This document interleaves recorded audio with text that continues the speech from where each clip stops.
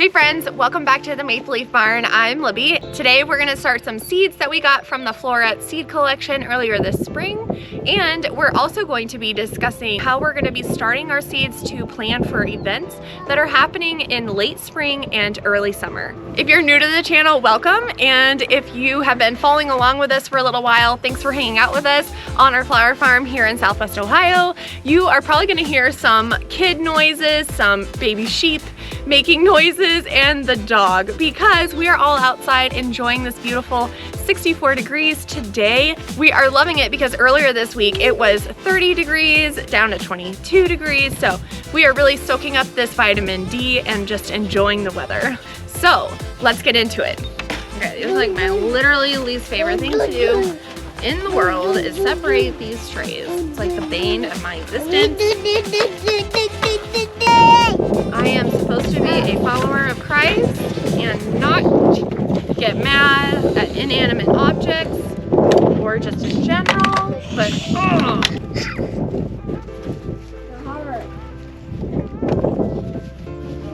okay.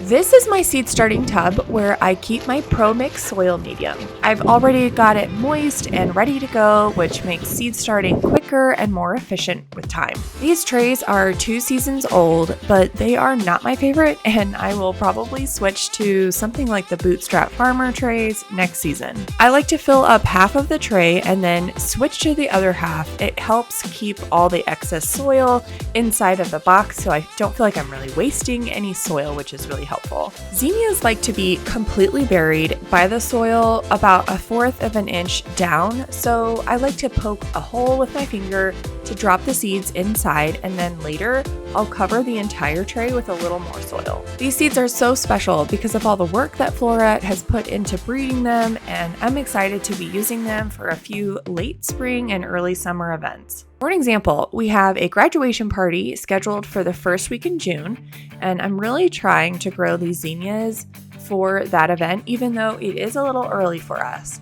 Usually we don't have zinnias until mid to late June, but with a little more time indoors and more intention, I think that we will be able to achieve that goal. Zinnias are usually a 75-day crop for us, which means it takes about 75 to 80 days to get a harvest and have beautiful blooms.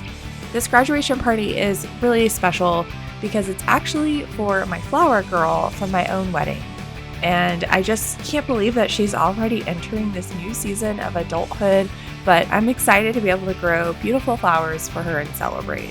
Zinnias are a warm-loving plant, so when we put them indoors, I'm going to be sticking them under grow lights and then on a heat mat to help keep their soil temperature around 75 degrees. I'm also probably going to end up potting these up into larger pots so they can grow indoors and become more mature when we plant them out the first week in May. I like them to look as mature as if you would see them at a greenhouse nursery for an annual landscaping. I think we should be able to have them for this early June event if they are looking that mature. If not, we'll have a lot of spring flowers still blooming, and we can utilize these zinnias and celosia in the late summer weddings, CSAs, and farmers markets. I'm marking all the rows with my favorite little marker and label, which I'll link in the description below if you're looking for a good option.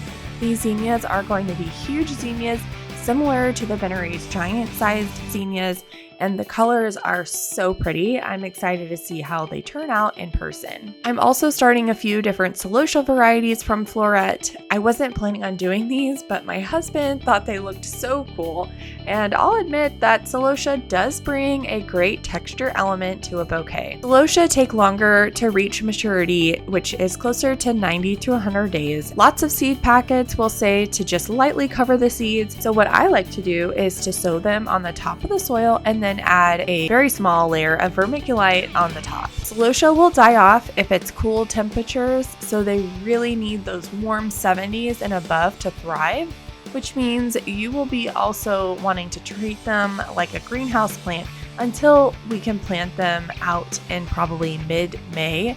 after all the threat of frost is gone. These varieties are going to bring so much drama to the centerpieces and bouquets in the summer. We're definitely approaching the season where all of our early summer events need to have seeds started now in order to have a successful plethora of things to choose from for our spring events that are starting in late May or early June.